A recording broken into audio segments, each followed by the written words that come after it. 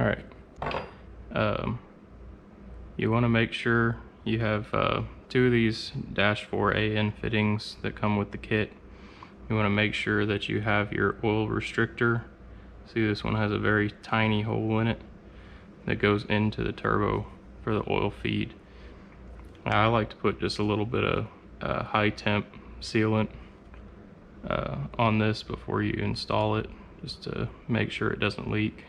But make sure you don't put too much so it won't plug up the hole on the back side. That's pretty important.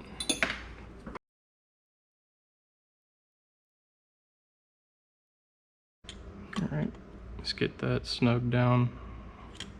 You don't have to over tighten it, but okay, so we're gonna go ahead and get the turbo set up. So I'm gonna take the hot side of the turbo off so that I can mount it onto the manifold, and that'll make it a lot easier to get everything installed into the car. So you got these bolts here and here that separates the cold side of the turbo from the hot side of the turbo. You take these bolts off, it will expose the turbine wheel of it.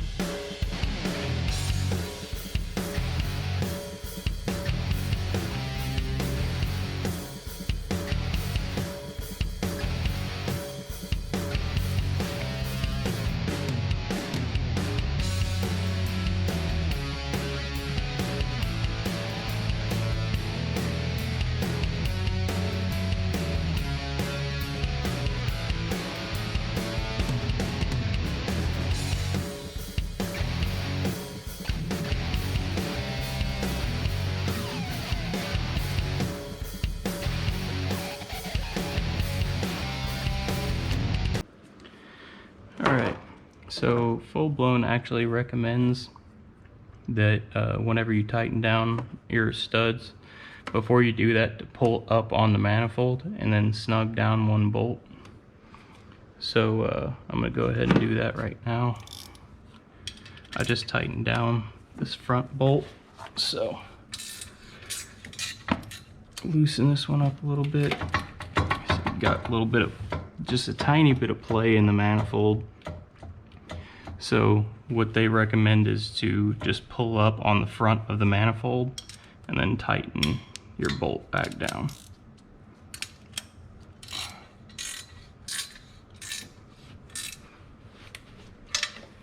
And that should take care of that.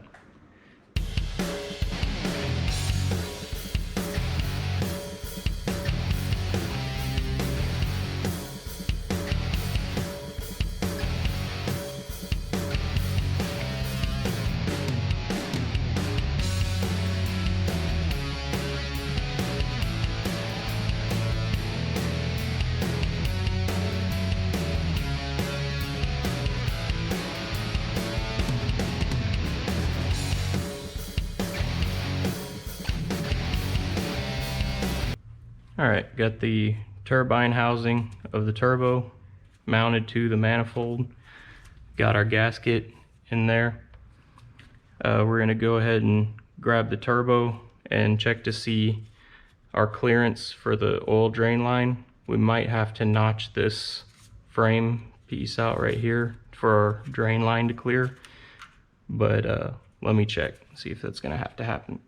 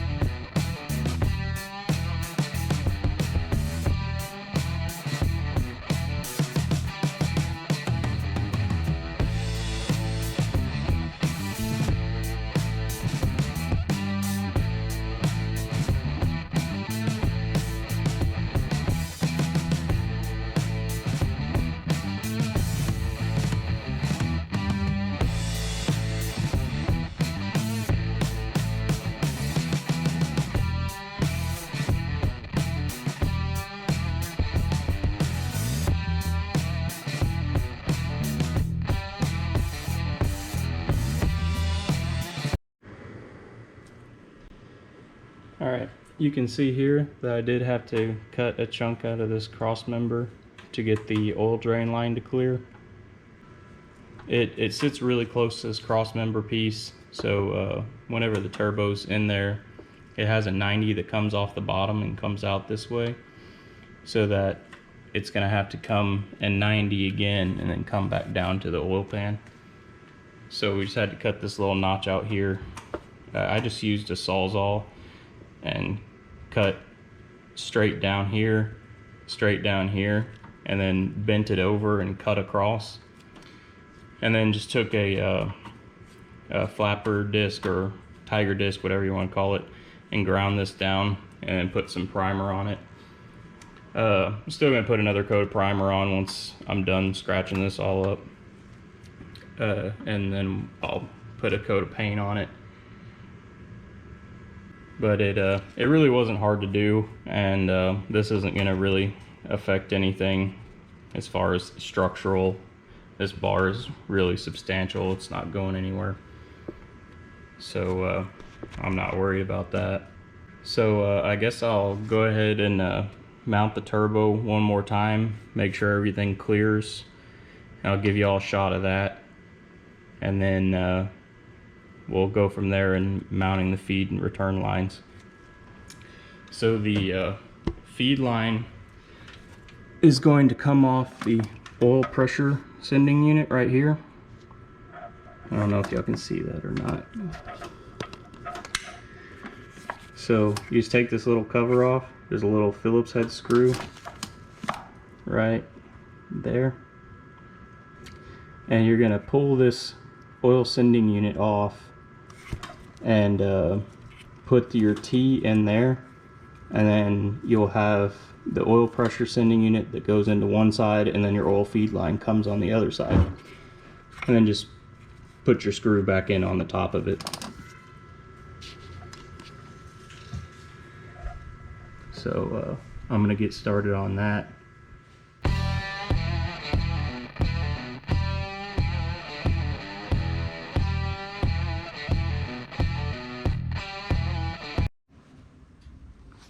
Alright, went ahead and took the turbo manifold back out because it was just a lot easier. But to install this piece, this is your T for your oil feed line, and let's see, the oil pressure sender is on the other side right here, and this is what's going to go to the feed line of your turbo. The manifold just kind of got in the way, so it was a lot easier just to go ahead and pull it out now and to get this put in there. Overall, you know, it wasn't that bad, but just make sure you put some thread sealant on here where it goes into the block, here where it goes into the fitting for the turbo, and put some more on the oil sender so you don't get any oil leaks here. So the screw, put that in with the boot over here, and then we're just going to take that and screw it into the top of that oil pressure sender, and then after I tighten that down, then this boot will just go over the top of that. But we are probably going to have to wrap all this up with some high temp tape. Probably just route this up here somehow. Do it, find a clean way to do it and wrap it up to where it doesn't look bad. So I guess I'm gonna start doing that now. I'll probably start wrapping this with some heat tape as well.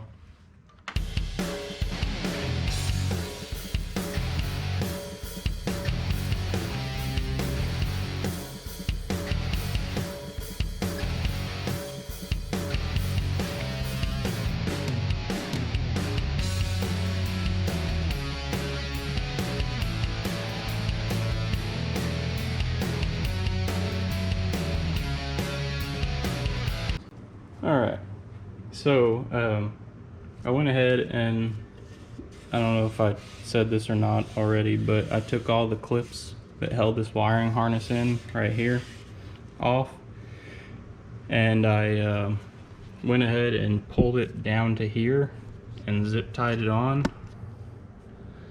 So I just zip tied it to the sway bar here and here.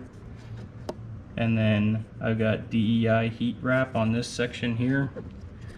And that comes all the way up here to this T. Have that wrapped with the DEI, and then have this foil reflective tape on top of that.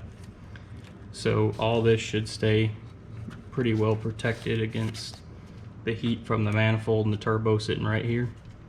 Okay, so right here you have 3 different things that run through this wiring harness. You have the oil sender, the VTEC solenoid, and the VTEC pressure switch.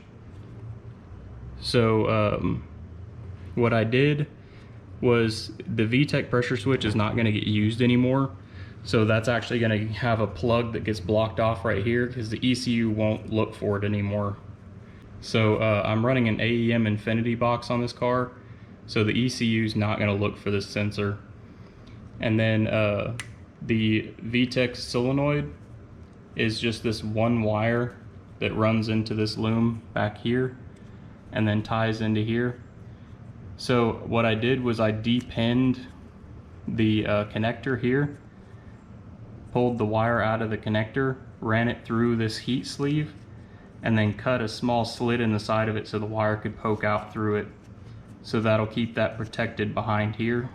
And then the 2 wires that go to the VTEC pressure switch, I just depinned those both from the connector, put heat shrink around them, and then wrapped them up inside this loom because those are going to get deleted. We're not going to need them anymore. Oil pressure sending unit, I just took this rubber boot off of the end, ran that all the way through the loom, and then just put the boot back on, and then put that screw back into the oil pressure sender. That's pretty much it for that. You can see I got that T on there. So the on the turbo, so this is the oil feed line for the turbo. That's going to run from right here. So this is going to screw on right here like that.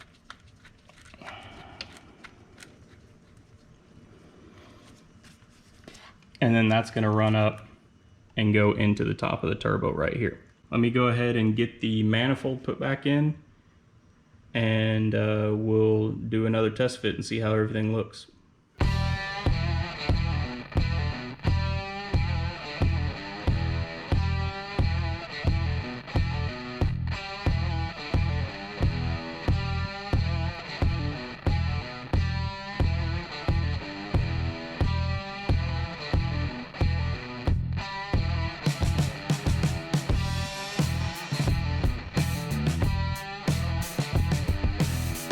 Alright guys, let's do a little update here.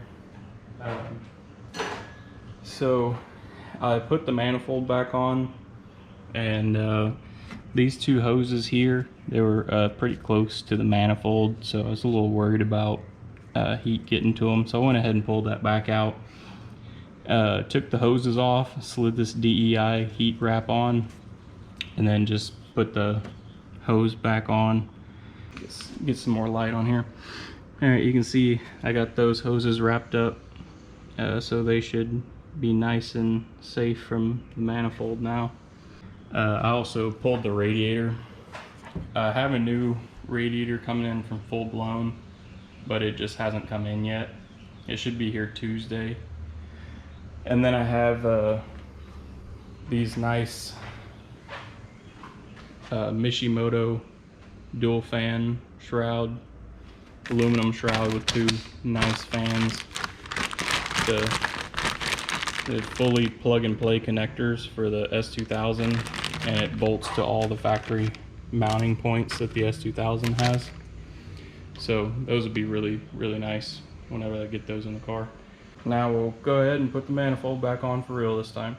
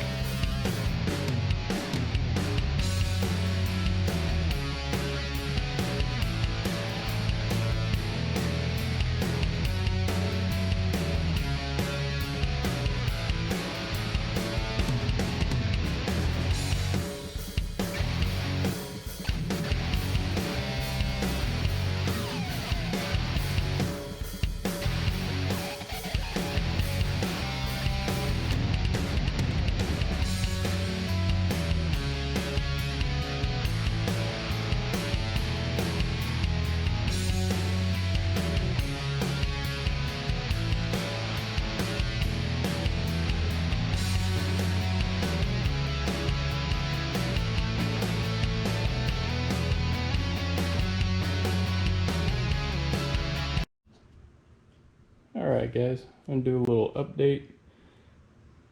So I went ahead and got the manifold permanently mounted in there. I just kind of set the downpipe on there so y'all can see how it looks. And then I put my velocity stack on the turbo.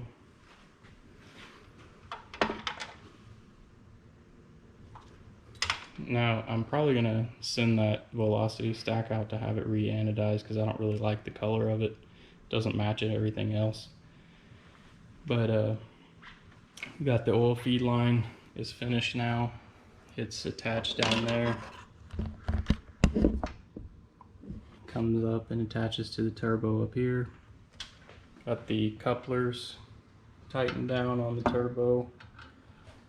And the oil return line, I'm gonna have to do a little bit more with it to get it right in there.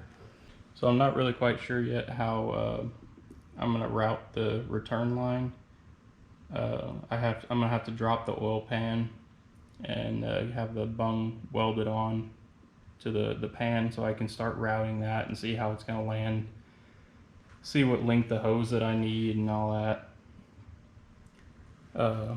But yeah, I went ahead and got the radiator and everything's out of there. But it's starting to come along pretty good. I'll give y'all some shots of how everything's looking.